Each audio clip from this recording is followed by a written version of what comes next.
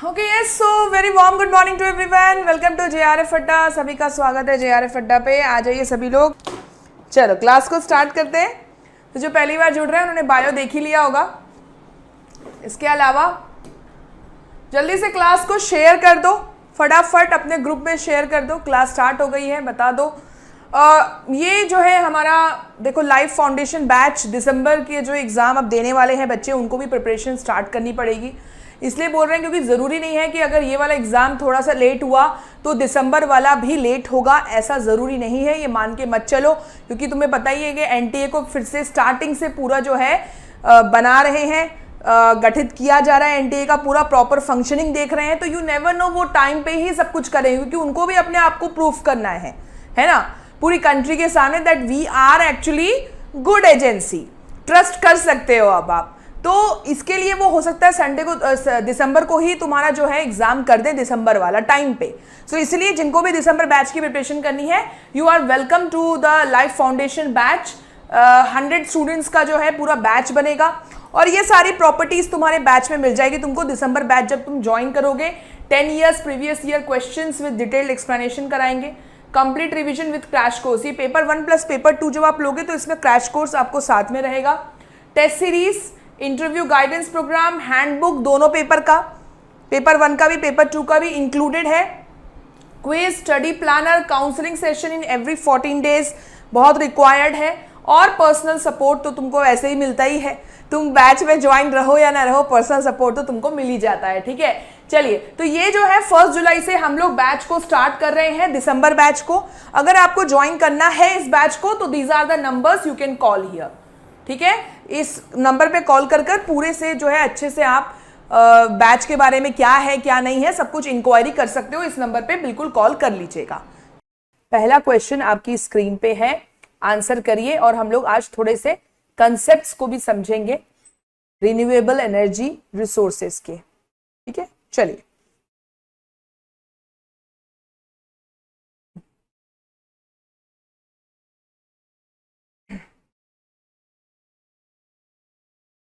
नहीं ज्योति, ऑफलाइन आपको पेपर 1 का ही है, ऑनलाइन मिलेगा आपको पेपर 2 के लिए।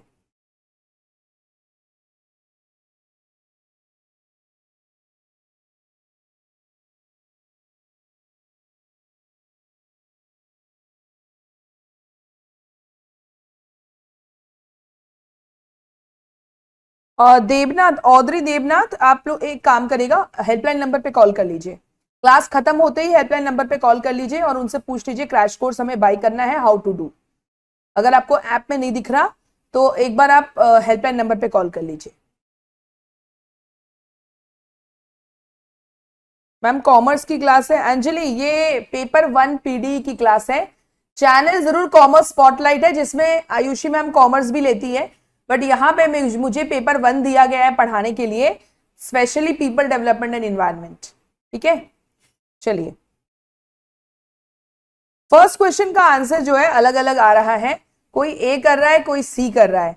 ध्यान से देखिएगा। Noise pollution has an adverse impact on hearing ability as well as psychological wellbeing of a person. ये बिल्कुल सही स्टेटमेंट है, इसमें कोई डाउट नहीं है। नॉइज पोल्यूशन अगर होता है, आप कहीं, नॉइज पोल्यूशन मतलब क्या है, कोई ऐसी जगह पे जहां पे जो हमारी हियरिंग कैपेसिटी है उससे ज्यादा अगर डेसिबल में नॉइज आ रहा है, इसको हम बोलते हैं डेसिबल। साउंड को मेजर जो किया जाता है वो यूनिट है डेसिबल, इसको स्मॉल डी और कैपिटल बी में लिखा जाता है, ध्यान रखिएगा। ये डेसिबल इज वेरी इंपॉर्टेंट। अब ये अगर ज्यादा डेसिबल्स हैं, अगर नॉइज ज्यादा डेसिबल का है तो आपको प्रॉब्लम होगी, ये तो वेल नोन फैक्ट है। अब यहां दिया है human perception of noise level is linear. Perception पूछा है, मतलब आप नॉइज लेवल को मतलब अवधारणा होती है, सबकी अपनी अपनी परसेप्शन होती है, वो लीनियर है। लीनियर मतलब सब एक जैसा ही सोचते हैं। क्या सब एक जैसा सोचते हैं? तुम नोटिस करो, मैं तुमको एक एग्जांपल देती हूं। शादी जब बारात निकलती है, तुमने देखा है क्या खतरनाक डीजे बजता रहता है। अगर वो डीजे, वो जो पूरा बारात तुम्हारे घर के सामने से निकल जाए तो घर की खिड़कियां हिल जाती हैं, है ना। तो उनको तो पसंद आ रहा है वो आवाज, नाच भी रहे हैं मस्त, लेकिन तुमको पसंद नहीं आएगा। जो ओल्ड एज पर्सन होते हैं उनको वो चीजें पसंद नहीं आती। या स्पीकर से आप जो है गाना बजा रहे हैं, जो रिलीजियस कितने जो टेम्पल्स है, मॉस्क है, वहां पे जो स्पीकर से जो आप गाना बजाते हैं, या जो भी आपकी जो प्रेयर्स होते हैं, जरूरी नहीं है कि हर कोई उसको पॉजिटिव ढंग से ही ले। तो human perception of the noise level is not linear, linear नहीं है, ये एक जैसा नहीं है। So this statement is false, this statement is false. Understood? So what is the answer? C is the answer. समझ में आ गया लीनियर मतलब क्या होता है, व्हाट इज लीनियर। चलो अब नेक्स्ट क्वेश्चन पे आते हैं। उससे पहले मैं आपको समझा दूं, ये चार्ट को ध्यान रखना, ये नॉइज लेवल्स का चार्ट है। मैंने अभी आपको बताया कि decibel is the unit to measure the sound, ठीक है। तो साउंड के बारे में ऐसा बोला गया है, याद रखना कि 85 डेसिबल से ज्यादा अगर साउंड हो जाए तो ये हमारे ह्यूमन ईयर के लिए हार्मफुल होता है, ठीक है। हम फिर भी 80 to 89 डेसिबल तक बर्दाश्त कर सकते हो। तुम जैसे किसी रेस्टोरेंट में बैठे हो, आवाज आती रहती है, सारे लोग बात कर रहे हैं, एयर कंडीशनर की आवाज है, हेवी ट्रैफिक की आवाज भी तुम झेल लोगे, ठीक है, तुम्हारा कान झेल लेगा। लेकिन अगर इससे ज्यादा बढ़ता है, तुम देख रहे हो बहुत ज्यादा, आप देख रहे होगे स्कूल डांस होता है 101 105 डेसिबल के बीच में, ये सब में अगर ज्यादा देर तक आपका कान इसको सुनता रहा तो पक्का है कि you will face the hearing loss, ठीक है। और 30 डेसिबल जो है वो बहुत ही कम है, जैसे पत्ते जो हिलते हैं हवा में, या सॉफ्ट म्यूजिक है, या जो कोई फुसफुसा रहा है, ये सारी चीजें 30 डेसिबल्स में आती है, ठीक है। तो ये आपका नॉइज लेवल है, इसको याद रखिएगा। बस इतना ध्यान रखना कि 85 डेसिबल से ज्यादा जो है आपके कान को खराब कर सकता है। 30 डेसिबल तक जो है बहुत सॉफ्ट म्यूजिक और विस्पर होता है, और इससे ज्यादा अगर जाएगा 85 से ज्यादा तो प्रॉब्लम होगा, ठीक है। ये डेसिबल है। अब आप याद रखना, एक आता है, जैसे ये क्वेश्चन आ रहा है नॉइज लेवल, एक हम सुनते हैं डेसिबल में, this is the unit of sound, how to measure the sound. और साउंड की फ्रीक्वेंसी भी होती है, फ्रीक्वेंसी भी मैटर करती है कि किस फ्रीक्वेंसी में साउंड आ रहा है, तो ये फ्रीक्वेंसी इज ऑल्सो इंपॉर्टेंट। अब ये आपको इस क्वेश्चन में बताना है कि noise levels are reference to the human hearing threshold. ये थ्रेशोल्ड क्या चीज है? एट अ फ्रीक्वेंसी ऑफ, क्या है भैया हमारा ह्यूमन ईयर का थ्रेशोल्ड, क्या फ्रीक्वेंसी है इसकी, ये आंसर करिए आप।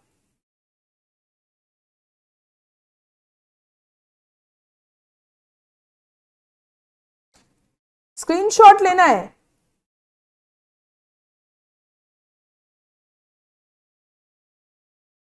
अच्छा ठीक है, मैं 1 मिनट साइड हो जाऊंगी, जब आएगा तब। कौन सा स्लाइड लेना है स्क्रीनशॉट पे तुमको? ये वाला लेना है तो मैं हट जाऊंगी, ठीक है। 1 मिनट ले लो, स्क्रीनशॉट ले लो, जिसको भी लेना है स्क्रीनशॉट।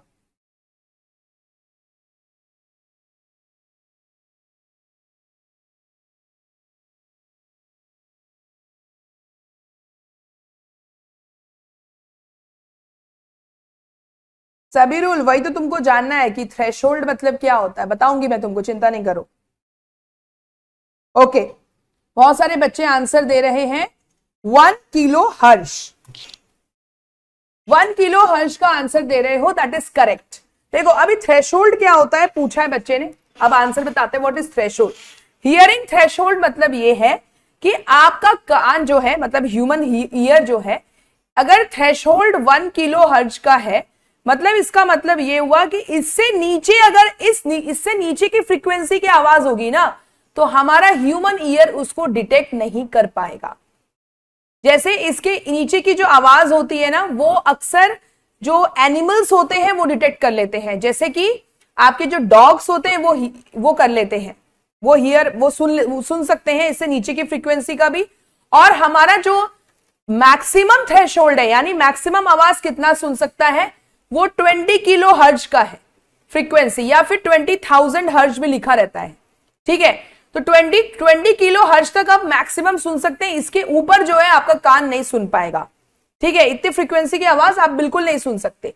और 1 kilo hertz is the minimum threshold, यानी इससे नीचे की आवाज आप नहीं सुन सकते। याद रखना ये दोनों आपका थ्रेशोल्ड, याद रखना जो मिनिमम है वो 1 किलो हर्ट्ज है। 1 किलो हर्ट्ज भी लिखा हो सकता है, या फिर 1000 हर्ट्ज भी लिखा हो सकता है, ठीक है। वैसे ही 20 किलो हर्ज लिखा हो सकता है या फिर 20,000 हर्ज भी लिखा हो सकता है। ठीक है, तो याद रखना इसका आंसर क्या है। इसमें लिखा है कि हियरिंग थ्रेशोल्ड आपका कितना है, 1 किलो हर्ज का है। ये मिनिमम थ्रेशोल्ड है, कभी आपको मैक्सिमम थ्रेशोल्ड पूछ दे तो ये 20 किलो हर्ज हो जाएगा, इससे ज्यादा मैक्सिमम आप नहीं सुन सकते। चलो नेक्स्ट क्वेश्चन पे आते हैं।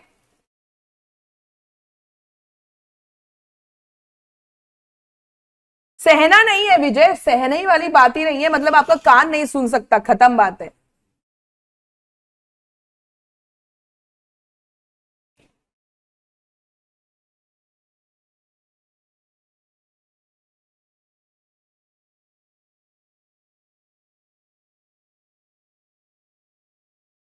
Good morning Mansi. चलो अब next question, production of electricity from renewable energy sources is without ये क्वेश्चन बहुत बढ़िया है। ठीक है, इसका मैं तुमको अभी से ही बोल रही हूं कि स्क्रीनशॉट ले लेना, रीड करो और आंसर करो सभी लोग।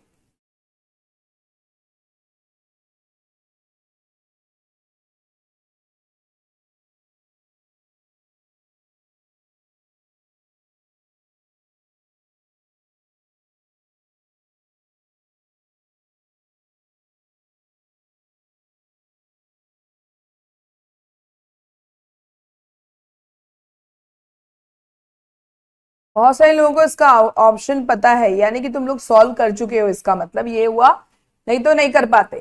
ठीक है, देखो प्रोडक्शन ऑफ इलेक्ट्रिसिटी, इसका आंसर है D, production of electricity from renewable energy sources. Statement दिया है is without adverse environmental impact.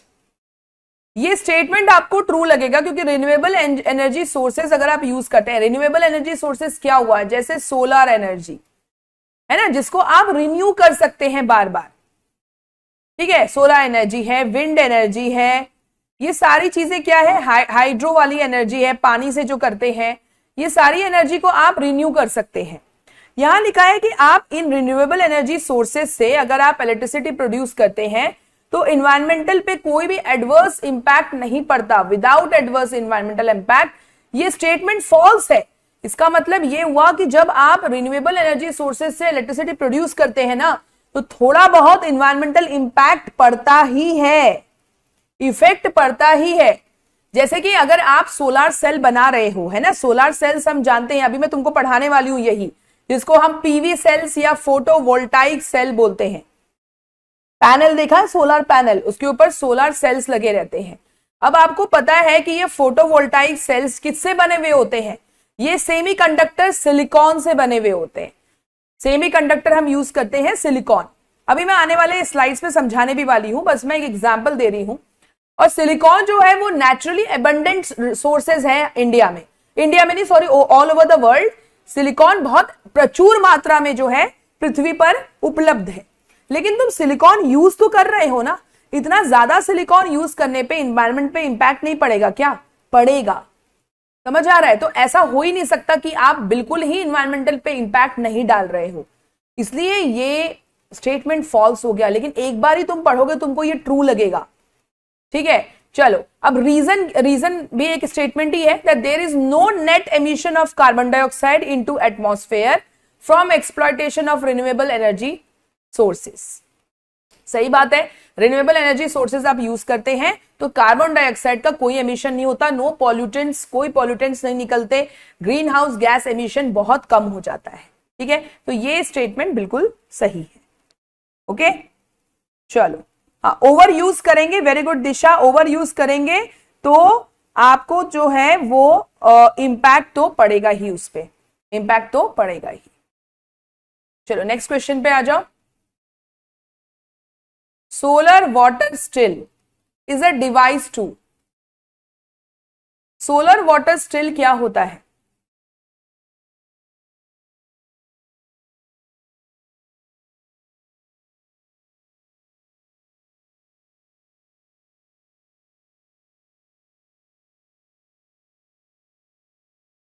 इसलिए तो निशा हम लोग सोलर एनर्जी को लेकर इतना ज्यादा जो है, मतलब सोलर एनर्जी से इलेक्ट्रिसिटी प्रोड्यूस करने के लिए इतना ज्यादा जो पंचामृत में जाकर जो हमारे प्रधानमंत्री ने इतना आगे बढ़ा दिया, 500 गीगावाट कर दिया कि हम एनर्जी प्रोड्यूस करेंगे फ्रॉम द रिन्यूएबल रिसोर्सेज। इसका कारण ही यही है कि हमें बहुत कुछ मिल चुका है कि यार हम सोलर एनर्जी में आगे बढ़ सकते हैं। ठीक है, और तुमको मैं बता दूं कि यही कारण है कि जितने भी यूरोपियन कंट्रीज हैं, अब यूरोपियन कंट्रीज की हालत खराब हो रही है। Why? And they are going down. इनको इस बात का बहुत डर है क्योंकि ये देखो पहले से ना ये फॉसिल फ्यूल्स पे बहुत ज्यादा डिपेंडेंट थे, बहुत ज्यादा फॉसिल फ्यूल्स पे। इनके यहाँ ठंड बहुत होती है तो आग वाग जलाने के लिए ये लोग देखते हैं लकड़ियां कितना यूज करते हैं, फॉसिल फ्यूल्स का धमाकेदार यूज करते हैं। अब इनकी प्रॉब्लम ये है कि ना तो इनके यहाँ सूरज की ज्यादा गर्मी आती है क्योंकि ये जो है आपके टॉरिड जोन में नहीं आते, ना तो वो इक्वेटर, वो ट्रॉपिक ऑफ कैंसर और कैप्रिकॉर्न के बीच में आते हैं, ऊपर के साइड में है। ये इनकी सबसे बड़ी प्रॉब्लम है, सोलर एनर्जी से कुछ भी नहीं कर सकते। और दूसरा क्या है कि सिलिकॉन भी जो है इनके यहाँ बहुत कम मिलता है जहां से सेल्स बने। ठीक है, सो इसीलिए European countries now they are in the danger. आने वाले 20 साल में इनको यही डर है, they are going down, fossil fuels अब खत्म हो रहे हैं। और इंडिया यहीं पे जो है हम लोग बहुत ज्यादा कहते हैं ना, उम्मीद जो है वो बढ़ गई है हमारी वर्ल्ड में टॉप रैंक आने की। ठीक है, चलो नेक्स्ट क्वेश्चन पे आ जाओ। सोलर वाटर स्टिल क्या होता है, इसके बारे में अभी हम समझेंगे कि सोलर वाटर स्टिल क्या होता है। इसका आंसर है, A is the answer, convert saline water to portable water using solar energy. यानी जो खारा पानी होता है ना उसको आप पीने योग्य पानी में परिवर्तित कर सकते हैं। अब आज जो मैं आपको सोलर वाटर स्टिल बताऊंगी ना, ये जो प्रोसेस है इसको मैं समझाऊंगी आपको। और ये ध्यान रखना, जब कभी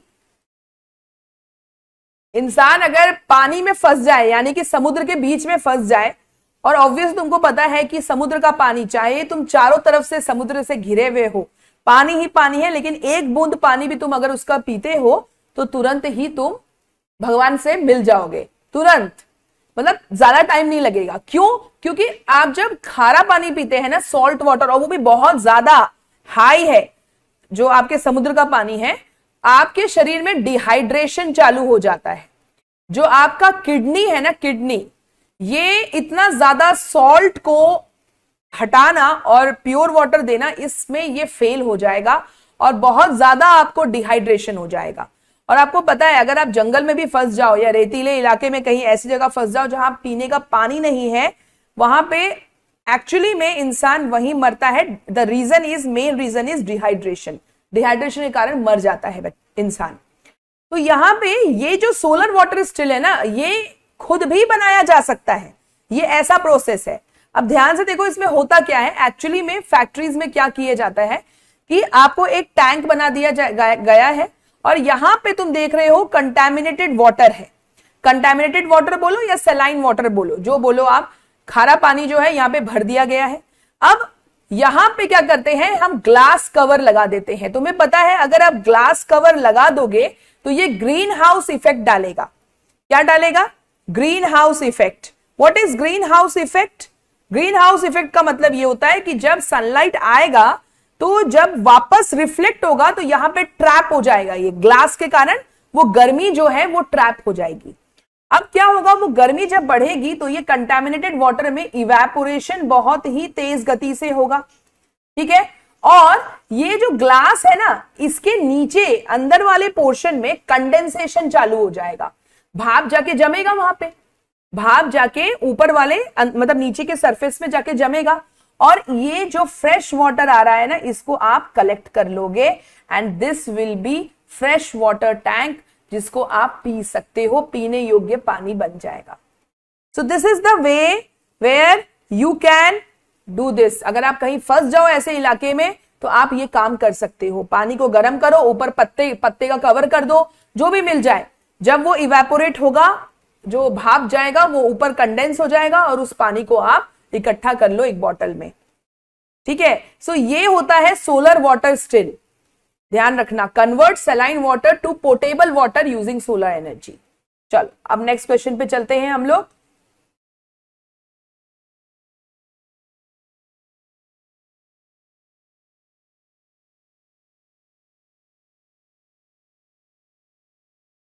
नहीं नहीं हुमा, क्लास तक तो नहीं हो रही है, आई डोंट थिंक सो।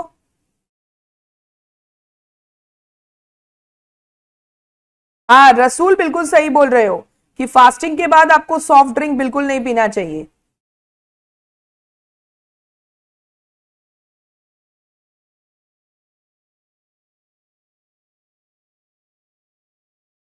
अरे ये तो आपको ऐसे किया जाता है, तुम अगर कहीं फंस जाओ तो तुम पत्ते रख सकते हो उसके ऊपर या प्लास्टिक शीट कुछ मिल जाए तो आप रख सकते हो, ठीक है। प्लास्टिक शीट अगर मिल जाए आपके पास, कहीं ना कहीं तो प्लास्टिक शीट उपलब्ध होगी, आप वो रख सकते हो, पत्ते भी रख सकते हो। बस क्या करना है आपको, वो जो भाप आ रहा है ना उसको जमा करना है आपको कहीं पे, बस वो जमा हो गया, कंडेंस हो गया, फिर आप पानी इकट्ठा कर लो।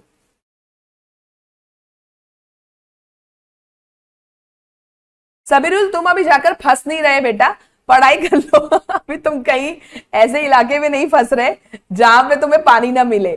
चलो फिफ्थ क्वेश्चन का आंसर करेंगे सभी लोग। चलो फोटोवोल्टाइक पैनल्स के बारे में पढ़ेंगे हम लोग कि भाई फोटोवोल्टाइक पैनल, सोलर पैनल, कैसे हम सोलर एनर्जी को हार्नेस करते हैं। This all the process we are going to learn about this, ठीक है। चलो ये क्वेश्चन हम बाद में सॉल्व करेंगे, पहले हम चलते हैं हमारे मेन टॉपिक पे जो आज मैं डिस्कस करने वाली थी। देखो सोलर एनर्जी पे ही डिस्कस हो रहा है। तुमने सोलर स्टिल जो देखा वो भी उसी पे डिपेंड था कि आपने जो सूरज से जो गर्मी आ रही है उसको हार्नेस किया for your own use. Harness करना मतलब यूज करना, ठीक है। अब देखो सोलर एनर्जी को कैप्चर करने के लिए हम 3 टेक्नोलॉजीज का यूज करते हैं। मतलब कहने का मतलब यह है कि सोलर एनर्जी को इलेक्ट्रिसिटी में कन्वर्ट करना है हमको, ठीक है। या तो इलेक्ट्रिसिटी में कन्वर्ट करना है या फिर अपने यूज के लिए आप सोलर एनर्जी को मतलब कैप्चर कर रहे हो। तो देयर आर 3 वेज।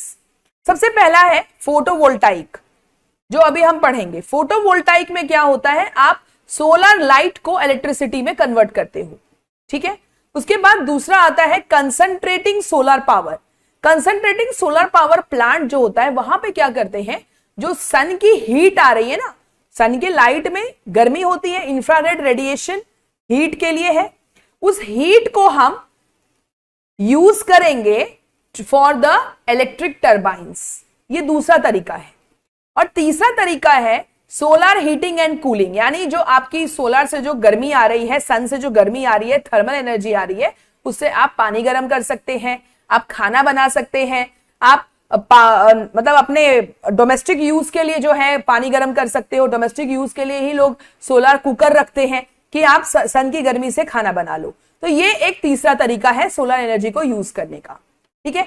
सबसे पहला तरीका हम डिस्कस करेंगे फोटोवोल्टाइक वाला। फोटोवोल्टाइक से पहले जो दूसरा तरीका है ना वो मैं आपको बताती हूं, that how you are using the solar power for the electric turbines. तो ये है आपका दूसरा तरीका, that is concentrated solar energy plant. ध्यान से सुनना, सन से जो गर्मी आ रही है, सन से जो सूरज की गर्मी है, उसे क्या करते हैं हम लोग, तुम सभी जानते हो ना कि जब आप अगर मैग्नीफाइंग ग्लास, बचपन में सब लोगों ने ये एक्सपेरिमेंट किया होगा साइंस में, नहीं किया है तो आज जरूर कर लेना। मैग्नीफाइंग ग्लास लेना और थोड़ी देर के लिए भी अगर किसी कागज पे रखते हो तो जो सनलाइट है वो बिल्कुल कन्वर्ज हो जाता है और एक पॉइंट पे अगर कंसंट्रेट करोगे तो आग लग जाएगी, ठीक है। तो मैग्नीफाइंग ग्लास तो हमेशा अपने साथ रखना, कभी अगर वही जंगल वंगल में फंस गए तो आग लगाने के लिए सबसे ज्यादा काम में आता है, ठीक है। तो magnifying glass is also very important. अब इसी कंसेप्ट को यूज किया गया कंसंट्रेटेड सोलर एनर्जी प्लांट में। ये तुम फोटोग्राफ में देख रहे होगे, मेरे पीछे छुप गया, मैं यहां पे साइड हो जाती हूं। यहां पे देखो, ये सन से जो लाइट आ रहा है यानी थर्मल एनर्जी आ रही है, ये देख रहे हो, ये हेलियोस्टैट्स लगा हुआ है, यानी मिरर्स होते हैं। ये क्या होते हैं, बहुत सारे मिरर्स लगा दिए जाते हैं।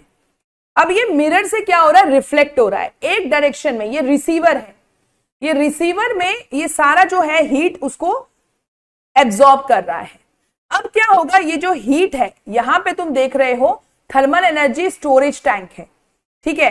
पानी जो है वो गया, गर्म पानी, और इस हीट के कारण वो रेड में जा रहा है, मतलब यहां पे हॉट वाटर है आपका। क्या है, हॉट वाटर। ये नॉर्मल वाटर है, ब्लू वाला कोल्ड वाटर बोल दो आप इसको। ये गया पाइप के थ्रू रिसीवर में और गर्म होकर वापस गया हॉट वाटर में। ये स्टोरेज टैंक है। उसके बाद ये जब यहां पे गया तो ये स्टीम जनरेट हुआ, एकदम बहुत ज्यादा प्रेशर में स्टीम जनरेट होता है और वही स्टीम को हम यहाँ पे टरबाइन पे भेज देते हैं, टरबाइन घूमने लग जाता है और जनरेटर के हेल्प से जो है आपको इलेक्ट्रिसिटी जनरेट हो जाती है। दैट्स इट, यही काम होता है। देखो अगर देखा जाए तो थर्मल पावर प्लांट में जो कोल का जहां पे यूज करते हैं, तो कोल का भी तो हम यूज इसलिए करते हैं ना कि पानी को गर्म करता है, वो पानी गर्म किया, स्टीम जनरेट हुआ, स्टीम से टरबाइन घूमा, टरबाइन से जनरेटर जुड़ा हुआ है और इलेक्ट्रिसिटी जनरेट हो जाती है। यही होता है। बस क्या करते हैं, जहां पे कोल से आप गर्मी पैदा कर रहे हैं उसको आप रिप्लेस कर दो और यहां पे आप हेलियोस्टैट्स लगा दो, यानी बहुत सारे मिरर्स लगे हुए होते हैं, वो सन के थर्मल एनर्जी को रिफ्लेक्ट करेंगे, रिसीवर में जाएगा और यहां पे पानी गर्म हो जाएगा। ठीक है, ये होता है कंसंट्रेटेड सोलर एनर्जी प्लांट, एक तरीका सोलर एनर्जी को हार्नेस करने का। ठीक है, और दूसरा सबसे ज्यादा जो इलेक्ट्रिसिटी जनरेट करने के लिए यूज किया जा रहा है वो है सोलर पैनल। ठीक है, सोलर पैनल में क्या होता है, अब ध्यान से सुनना, बहुत ज्यादा ध्यान से सुनना। पहले तो मैं ऊपर ऊपर से आपको प्रोसेस बताती हूं कि क्या होता है। ये तुम सभी जानते हो कि सनलाइट आया, सनलाइट जो है इस पैनल, सोलर पैनल बोलते हैं या इसको फोटोवोल्टाइक पैनल भी बोलते हैं, पीवी पैनल या पीवी सेल्स लगे हुए होते हैं इस पे, फोटोवोल्टाइक। सोलर पैनल पे जब ये जाता है, सन की एनर्जी यानी फोटॉन्स, सन की एनर्जी किस में आती है, फोटोन के फॉर्म में आती है। फोटोन मतलब पैकेट ऑफ एनर्जी, इसको एक टर्म दिया गया photons.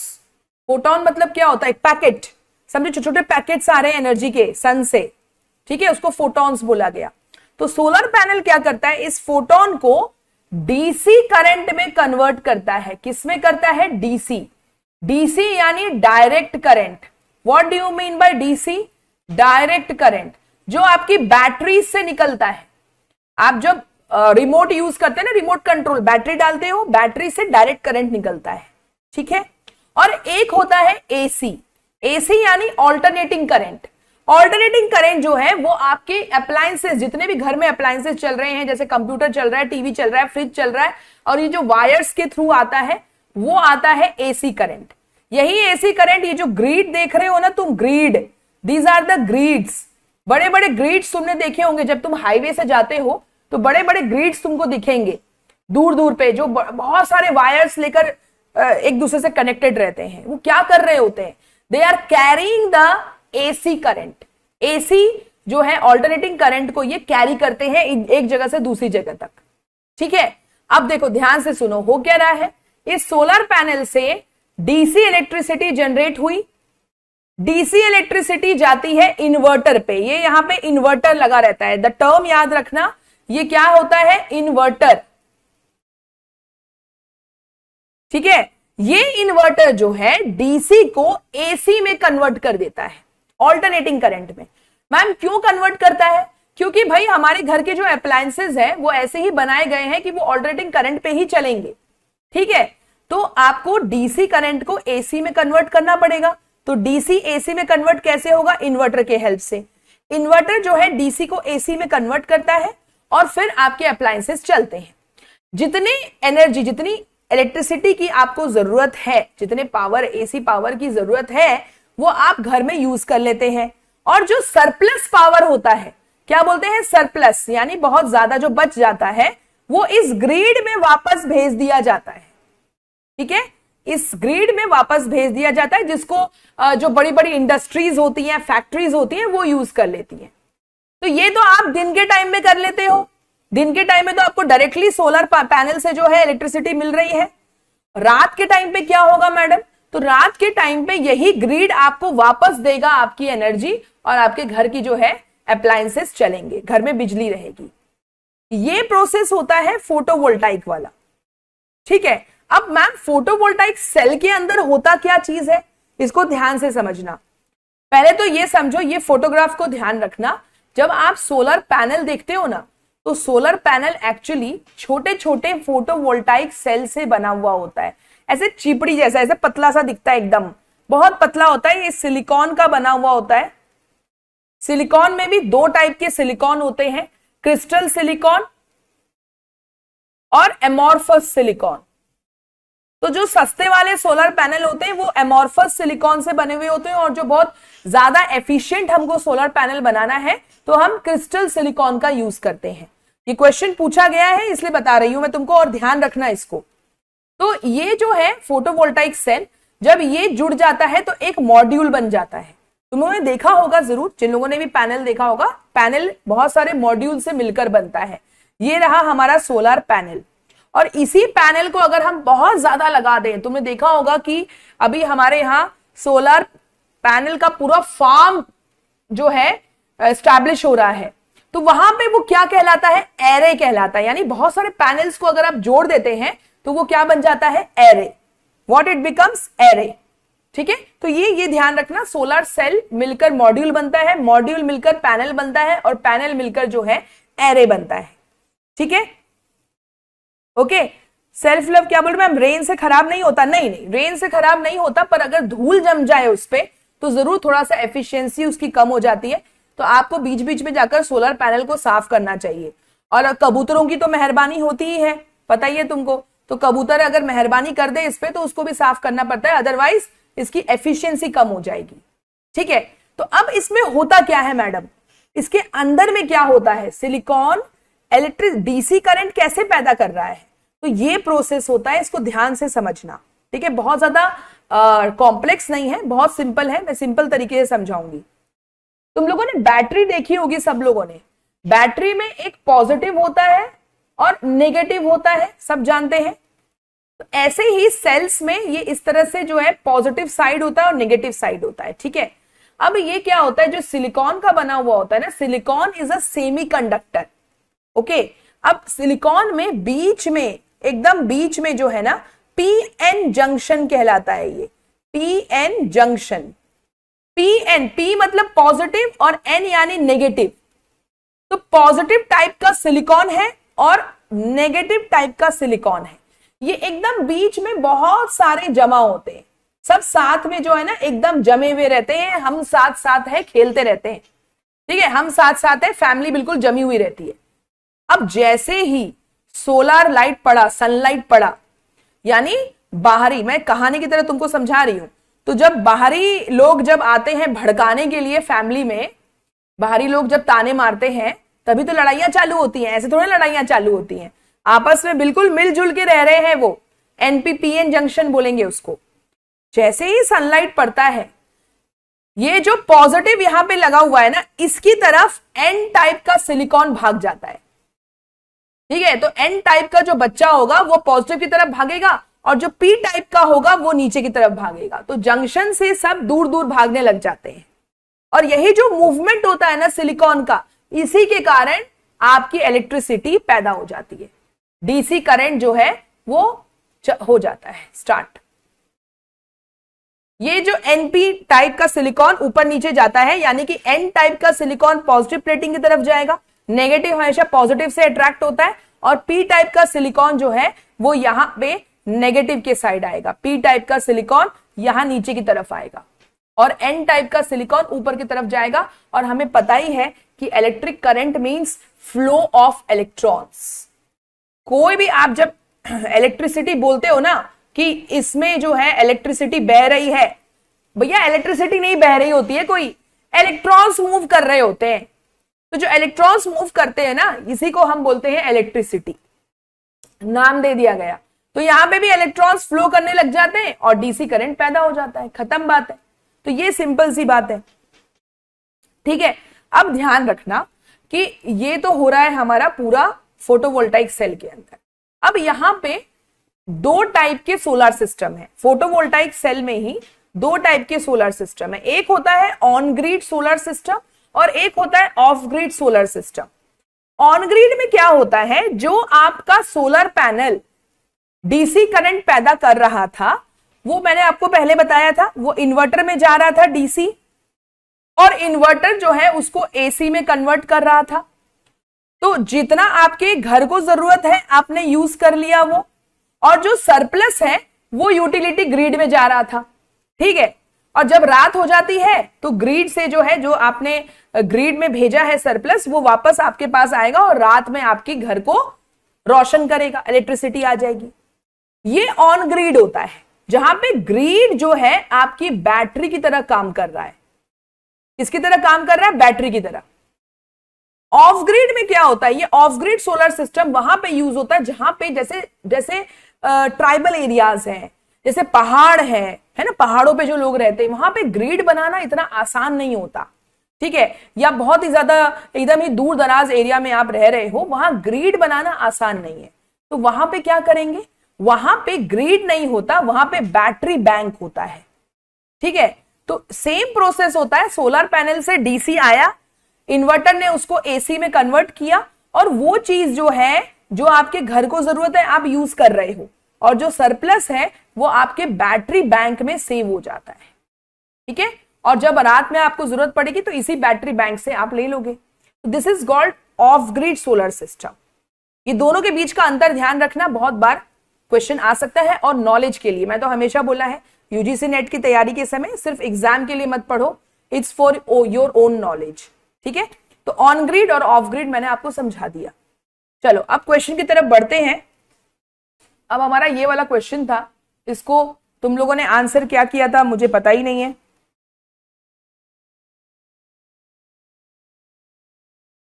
Yes Shivangi, very good. Grid is replaced by the battery bank, that's it. ये ऑफ ग्रिड में यही होता है।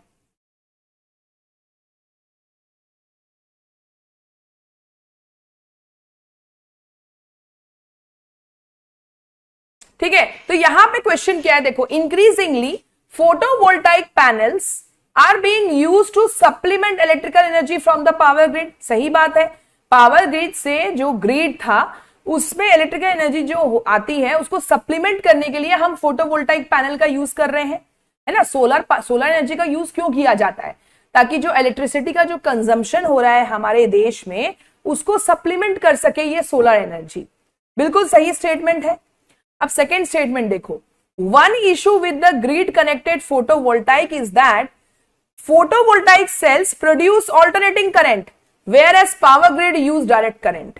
ये तो सरासर गलत स्टेटमेंट है। हमको पता है कि पीवी सेल्स जो है वो डीसी प्रोड्यूस करती है और पावर ग्रिड्स में एसी जो है वो जाता है ऑल्टरनेटिंग करंट, ठीक है। अब देखो, अगर तुम्हारा बेसिक क्लियर नहीं होगा तो ये क्वेश्चन गलत कर दोगे, और अब जब क्लियर हो गया है तो ये क्वेश्चन बहुत इजी हो गया है, isn't it? मैम हम घरों में ऑफ ग्रिड यूज करते हैं, वर्तिका दोनों तरह से यूज हो सकता है। अगर ग्रिड है आपके पास में तो आप ऑन ग्रिड भी यूज करते हैं, अगर ज्यादातर मेट्रो सिटीज में ऑन ग्रिड ही लोग यूज करते हैं। और अगर आप जैसे गांव हैं या 3 टियर सिटीज में रहते हैं जहां पे ग्रिड नहीं है पास में, तो आप ऑफ ग्रिड यूज करोगे। चलो ये नेक्स्ट क्वेश्चन पे आ जाओ। आप बिल्कुल मिलता जुलता क्वेश्चन है, इसको आंसर करो।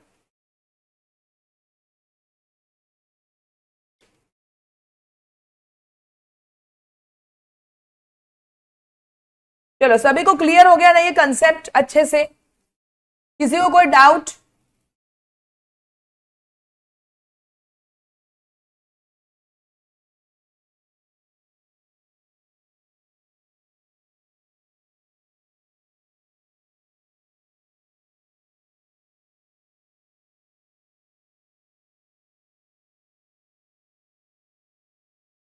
चलो सिक्स्थ क्वेश्चन का आंसर दो।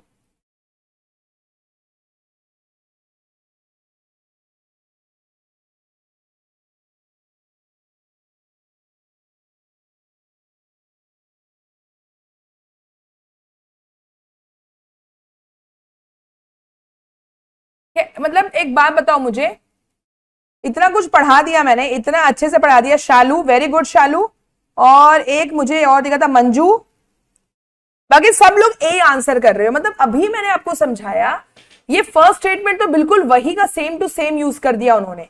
ये दोनों अलग अलग साल का क्वेश्चन है, एक 2022 का है, एक 2023 का है। और तुम स्टेटमेंट 2 देखो क्या बोल रहा है, the compatibility of the photovoltaic panels with the power grid is also because it produces direct current. मुझे एक बात बताओ, फोटोवोल्टाइक डायरेक्ट करंट करता है और पावर ग्रिड एसी करता है, इन दोनों के बीच में कंपैटिबिलिटी कैसे हो गई, अनुकूलता कैसे हो गई? तुम, और रीजन है क्या दिया, the compatibility of photovoltaic panels with the power grid is also because it produces direct current. समझ में आया? तो ये तो फॉल्स स्टेटमेंट है ना, दोनों की कंपैटिबिलिटी थोड़ी ना, एकदम दोस्त थोड़ी ना है वो। सप्लीमेंट करना मतलब ये नहीं हुआ कि कंपैटिबल हो गए, ये जबरदस्ती, इसी को बोलते हैं लैंग्वेज चेंज करना, जो हम तुम लोग को बार बार समझाते हैं ना कि पीवाईक्यूज रिपीट नहीं होते बेटा, लेकिन वो कंसेप्ट को वो रिपीट करेंगे just by changing the language. और लैंग्वेज में अगर फंसोगे तो फिर तो तुम्हारा भगवान ही मालिक है भाई, मतलब भगवान ही मालिक है, तुम्हें भगवान ही बचा सकते हैं कि तुम्हारा जेआरएफ निकाल दे, उन्हीं की कृपा मात्र होगी तो तुम्हारी बुद्धि चलेगी। तो ऐसी बुद्धि मत चलाओ कि लैंग्वेज में फंस जाओ और ए टिक करके आ जाओ। और अभी तुम देख लो, मंजू और शालू ने इसको सही आंसर किया था, तो मंजू और शालू जो है वो जेआरएफ लेकर आ जाएंगे, 1% में आ जाएंगे, और बाकी सारे पीछे रह जाते हैं। तो लैंग्वेज में मत फंसा करो, ट्राई टू अंडरस्टैंड, कंपैटिबिलिटी की बात कर रहा है। Have you understood? ठीक है, चलो, सो ये this is the answer, C is the answer.